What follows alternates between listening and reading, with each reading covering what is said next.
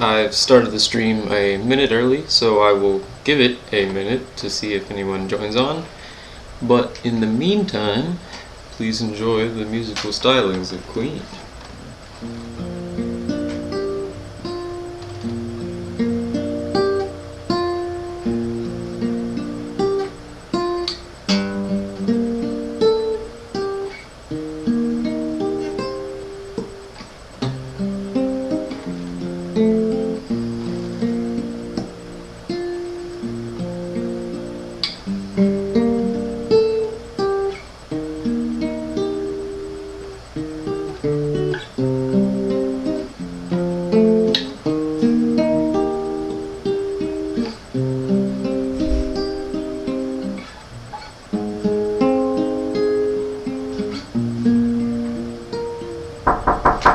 Yep.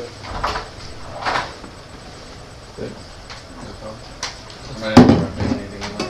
Not at all.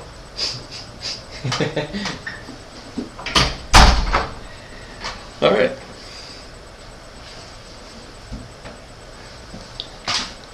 So, like I said in the description, I'll be talking about the new environment project that I've started work on.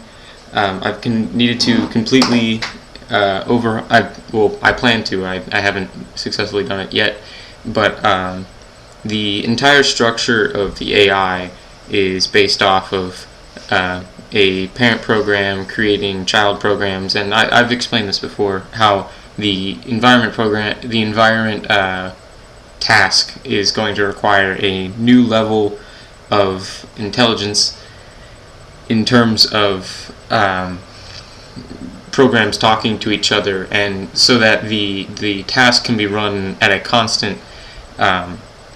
constantly over time and not be constantly restarting, like how the parent program runs its child programs.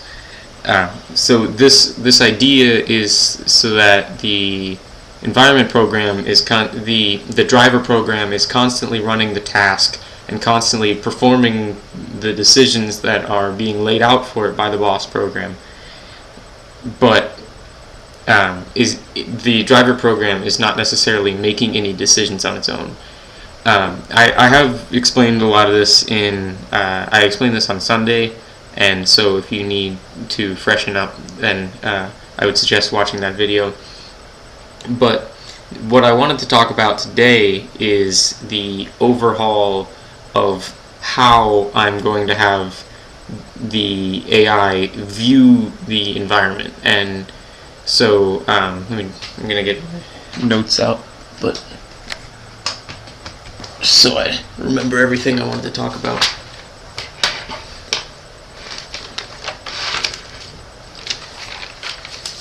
Okay, so basically what the situation is that the way that the AI is currently set up is that it feeds. I've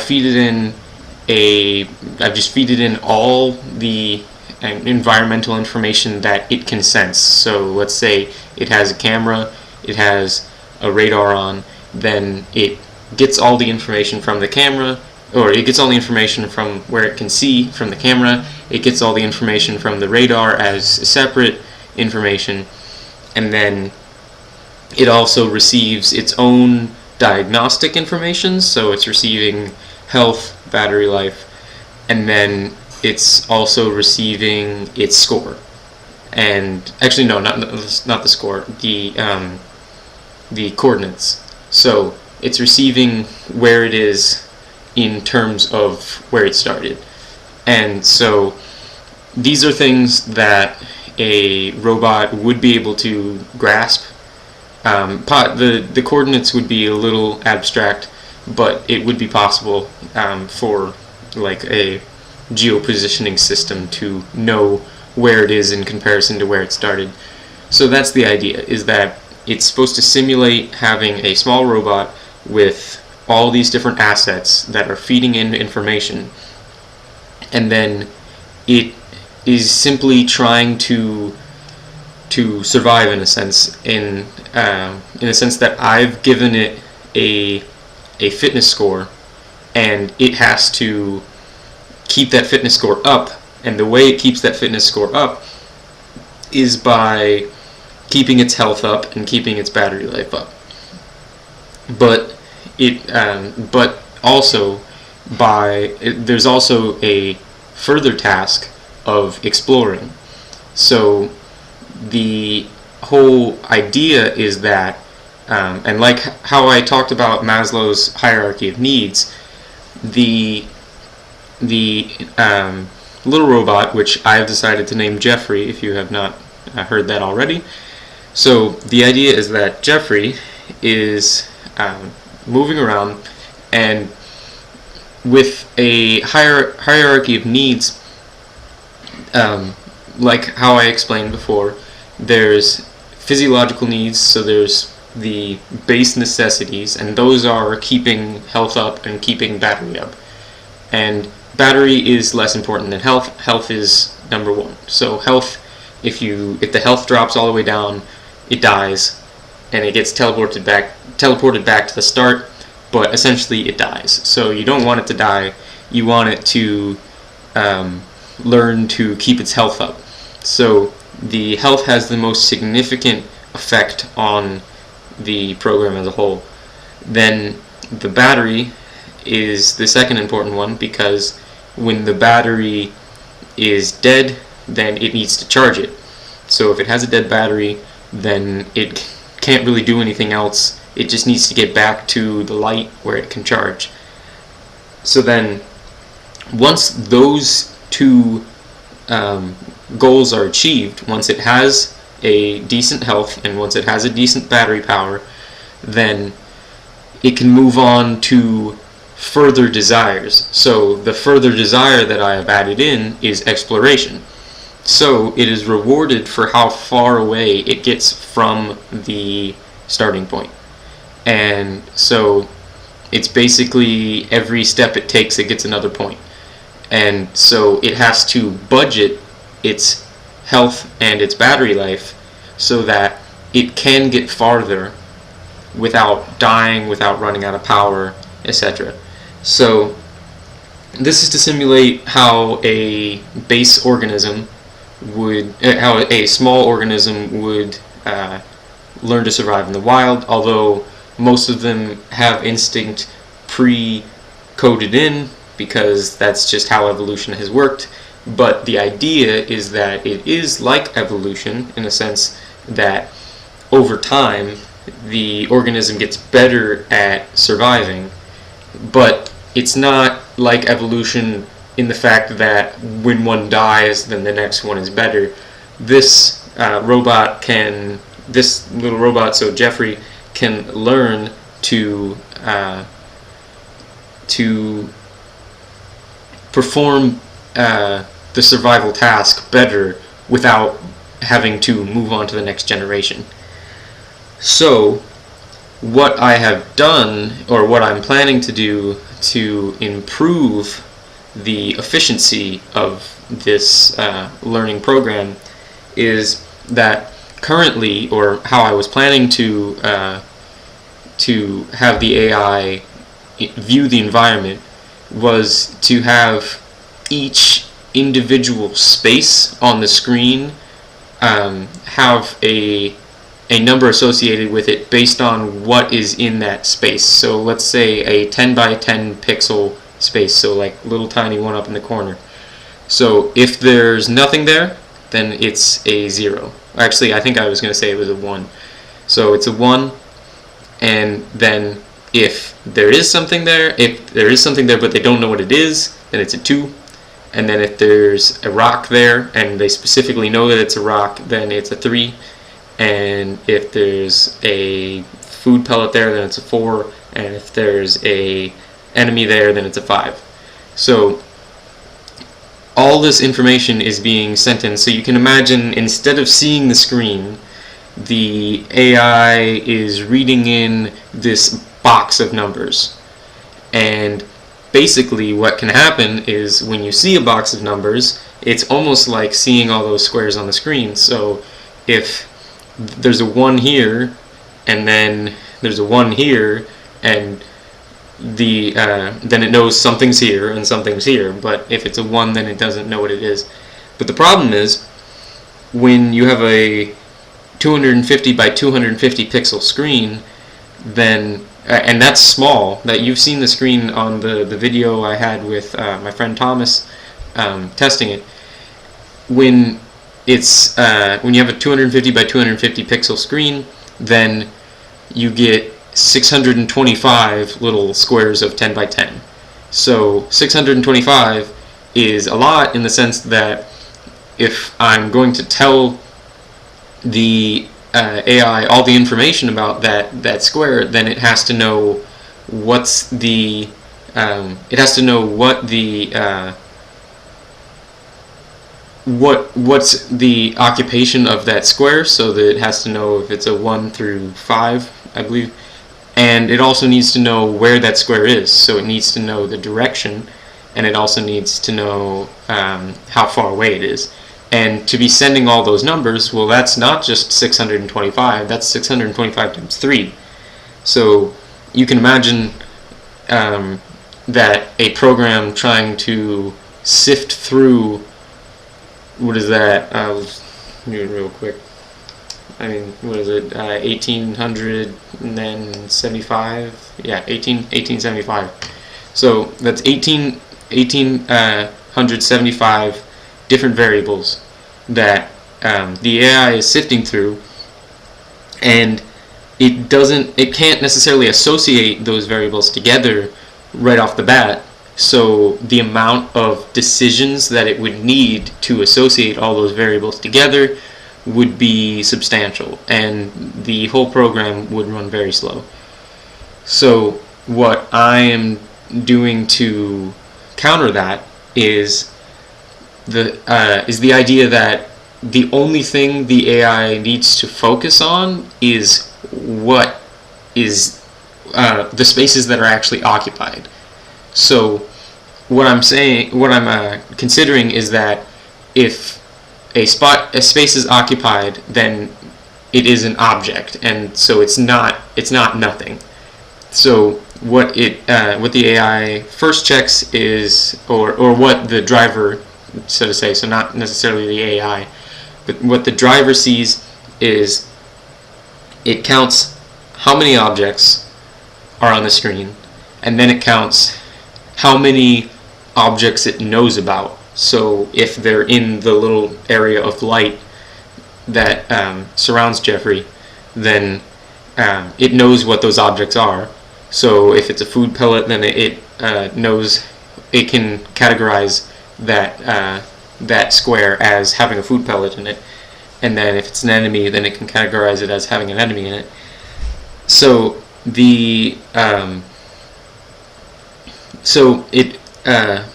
it only needs to know about each individual object. And so what I'm doing is I'm setting up a couple arrays that can be filled each scan of the environment with the objects. So it says this is the square. This square has this object. It's in this direction, and it's this far away. And that's all the information it needs. So then the AI can take that, and it can make its decisions based off of which object is closest or which object is furthest away. So not necessarily making a decision based off of a single square. So you can imagine if it was like square 1, 3. If square 1, 3 is filled with a rock, don't go there. Like that decision would be insignificant. But it can make decisions based. It will be able to make decisions based off of which object of a specific type is the closest, and it can make decisions based off of how close an object is. So what I have is I'm setting it up so that each object is sorted in that array, so that the first object in the array is the closest. and then the last object in the array is the furthest away. But the idea is that there can be a variable amount of objects. So I'm making some assumptions on a couple of things, which I'm assuming that the AI will not have more than 100 things in the screen. Now that could be, for some reason, on a random situation, that could be overtaken, but I'm making the assumption. And also, because for it to know what kind of object that is occupying a space, it has to be within that circle of light when the flashlight's on. So to think of a large number of when you think of that area, there's only so many squares in that area that can be filled. So if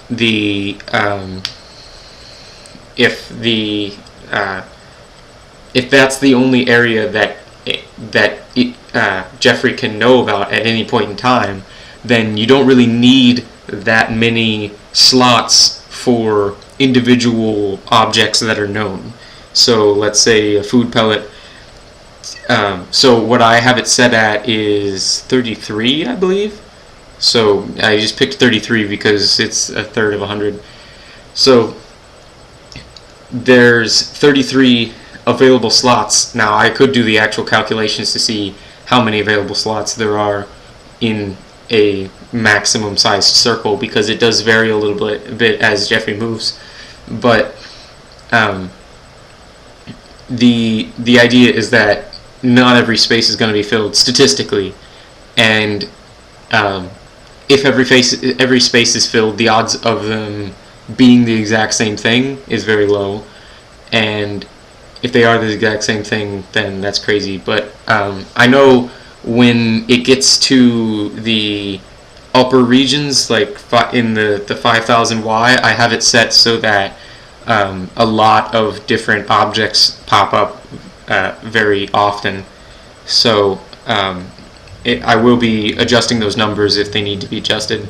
But the idea is that with that's only so that's 100 unknown objects and 99 known objects being fed into the AI. So that's you need to know the direction and you need to know the direction and you need to know the distance from that. So if you can think of like polar coordinates, then you can locate where something is specifically on a screen just based off of a direction and a distance, so like a radius. So then, since Jeffrey has the ability to turn, then he can make decisions based off of whether his direction is greater than the current direction, or whether a specific object is a certain distance away. And with that idea, I believe that the AI will be able to create more applicable decisions in an ongoing environment. So then, let's say an enemy is closing in on on Jeffrey. Then when it gets within that area of light, then there could be an if statement that says if an enemy is less than a certain distance away, then rotate towards the direction of the enemy and shoot it. Now this would be a very complicated set of if statements, because at the current state, and I plan to keep it that way just because it keeps things simple, is that the AI cannot use and or statements. And what an and or an or statement is, for those of you that don't code, is if this situation is true and this situation is true, then do this. So basically, it needs two conditions to be exactly correct to fulfill whatever decision it's making. And then an or statement is if this is true or this is true, then do this. So it only needs one of two to be true. And so that's a little less important in this case, but what is interesting about how I have the AI set up is that if the AI truly wants an and statement, it can create one. Now, I say create one as if it can technically think about having an and statement and then creating it, but what happens is if it says if the opposite is true, so if the opposite of the first thing is true, then do this. Then if the opposite of that is not true, then it will skip over that to the next section. So what there's if statements and then there's else ifs. So else ifs are only significant if the if statement above them is false. So it only checks the else if the if statement is false. So if this one's false, then it checks this one, and if this one is true, then it does this. So the way that becomes an and statement is so say you have A, if you say if A and B are true, then do C. So what you do to make an and statement in this case is to say if not A, so if A is false, then do something insignificant. So it just doesn't really matter. Or in a more sophisticated situation that could matter. So if A is false, then a specific thing that has to do with A would happen. But for this case of explaining, it doesn't really matter. So if A is false, then do this. But since A is true, it skips over that to if B is true, then do C. So what that does is it says if A is true and B is true, do C. And so the AI has the ability to create and statements if it needs to. And so instead of forcing the AI to create and statements, I'm just sort of allowing it to create and statements on its own, which I think is more interesting and is more impressive in terms of the AI's power. So, like I was saying, the overall presentation of the data received from the environment is what I'm changing. And so basically I'm streamlining the amount of information that is being fed to the AI for decision making, so that it can make decisions based off of what actually matter instead of all of the information that it could be receiving. And the thing is, that's sort of something I was working on when I worked with the HiveMind project, because I set up the variable filter.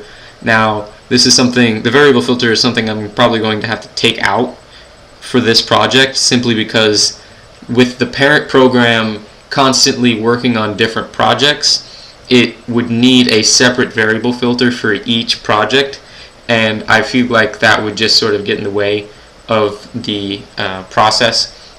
The parent program could be running faster without having to check the variable filter every time. Although that's an insignificant little step, I still don't think it's that significant of a necessity, especially since I'm streamlining the data needed. So with this, I've also been doing a lot of thinking about how the driver and the boss program will communicate. So with the driver program reads in the environment through the data, how I explained it, and then what it has is a library of different instincts. So, hold on, just making sure the stream is still going.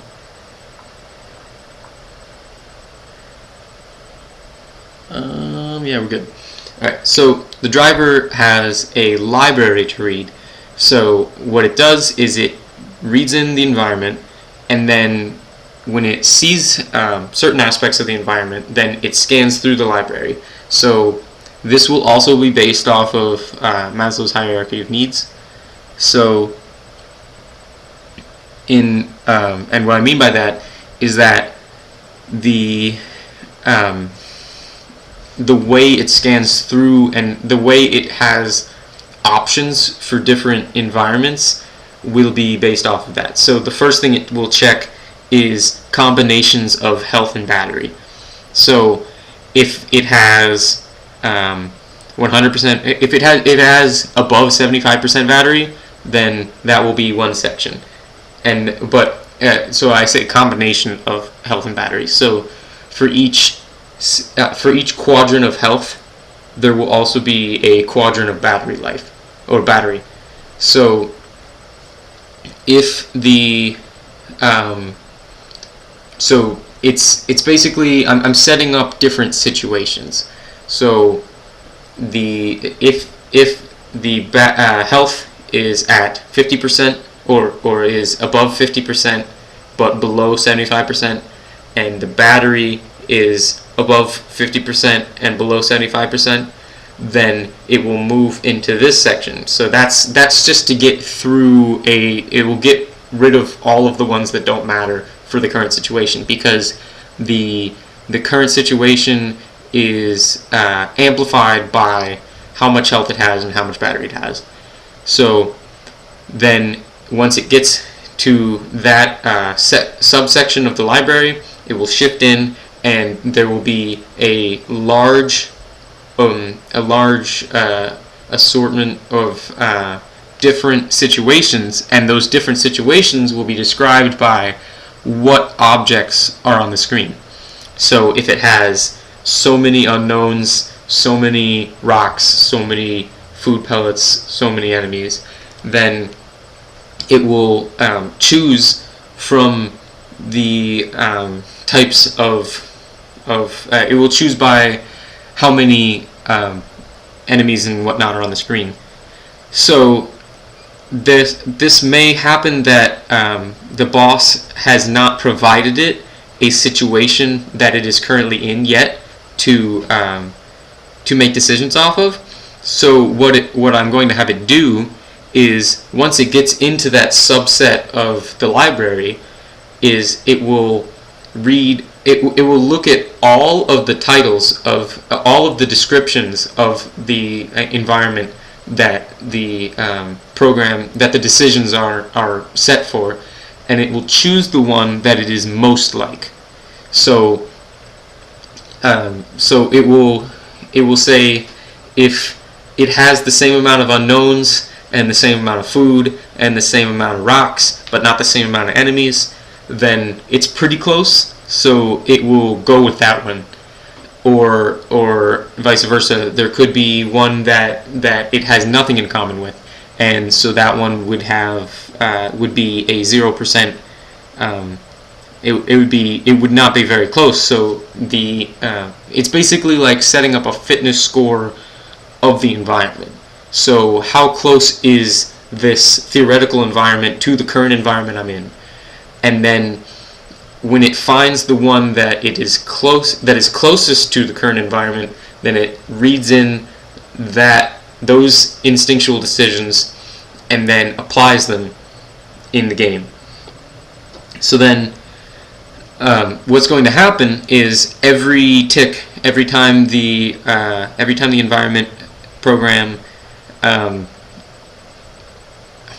trying to think of the words to use. Every time the environment program runs through a cycle, it will post the current environment data to a text file, and it will constantly post the data to that text file. So then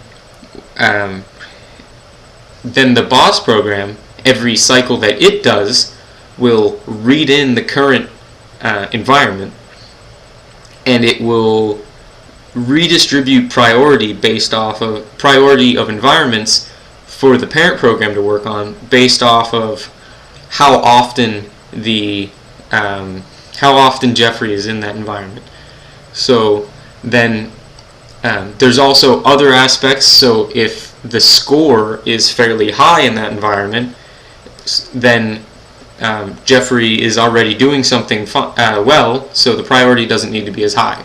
But if the score is negative 10,000, like it was when Thomas was working on the task and the health got all the way down to the bottom, then the priority will skyrocket, because if the score is the whole point of the game is to get the score as high as possible.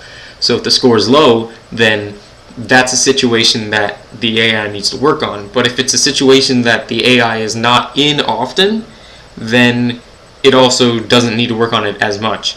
So it's a balance, and I'm going to have to work on how the boss program adds in the idea of priority. But this is all something I'm working on currently. So right now I'm trying to get the driver all figured out so that I know what the boss program has to tell it, and then what it's going to tell the boss program, and then I can move on to the boss program and work out how the boss program reads in that information, redistributes it, and feeds it back to the driver. So then once that is set up and I have it figured out how it sets up the orders with the priority for the parent program, then I can readjust the parent program, because the parent program I already have set up. The parent program is based off of what my current AI, which is the single tier. And then I just need to set it up so that it can constantly adjust for a new environment and start learning about a new environment based off priority. But so then that's basically the process I'm going through right now. And right now I'm working on the driver.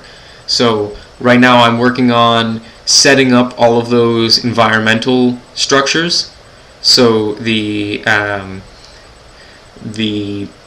rocks, the food, the enemies, and the unknowns, so that it can feed those environmental ideas out to a text file so that the boss can read in. And what's going to happen is the boss will be running at a different cycle rate than the environment program, because the boss has a lot more to do.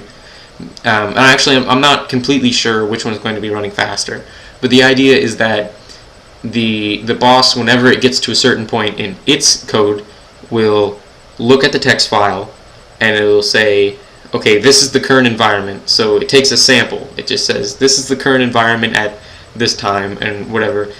And so the sample is relatively random, because you can't necessarily say that they're going to be going at the same time. So it's not taking every environment, but it's taking every few environments. And then it says, okay, so this is the current one. So it adds a counter to whatever environment that is. And then it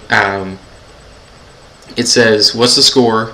And then it adjusts the priority based off of how the score is, and then it updates the whole priority list. So there's only going to be so many. Well, actually, I mean, it should only have. It could necessarily only have the priority list to itself. Like it could be a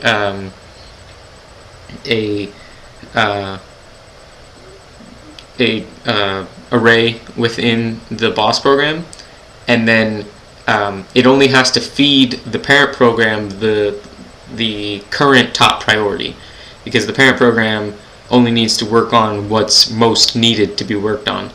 So then it will readjust priority, post the current order for the parent program to work on, and then go through the cycle again. So then it'll take another sample, counter, add to the counter, adjust for points, readjust priority, and then if the same one is being prioritized every single time, then it will keep feeding that order to the parent program, and whenever the parent program is done with a cycle, then it'll pick up the current order and it will start working on that.